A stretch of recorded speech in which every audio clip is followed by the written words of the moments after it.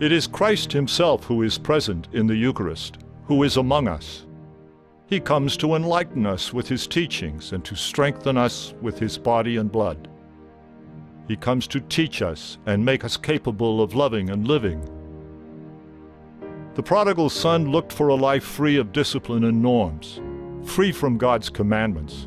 So he took his inheritance and left for a faraway country.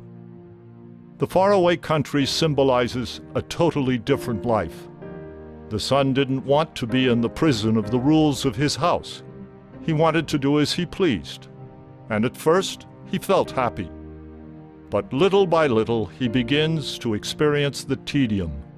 And in the end, he becomes more and more empty and restless. He begins to be a slave.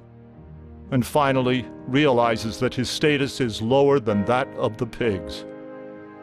The son begins to reflect on the path of his life of liberty understood as doing what I want, living and having life for myself alone. The son began to ask himself, could it be, perhaps, better to live life for others, to contribute to building up the world and the human community? This reflection began a new path for the son, an interior path.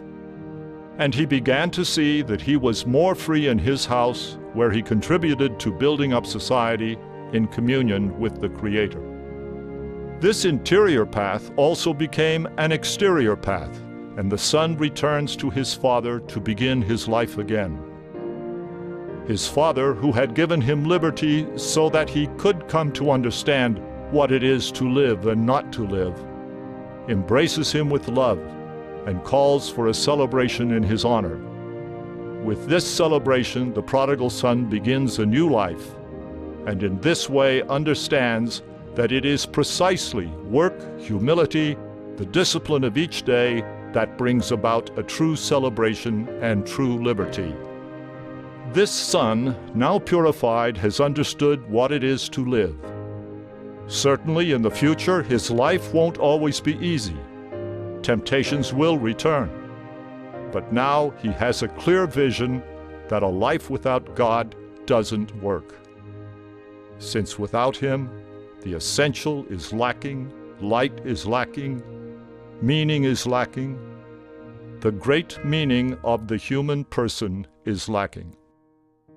The prodigal son also comes to understand that God's commandments are not an obstacle to liberty and a beautiful life, but rather they indicate the right road to take.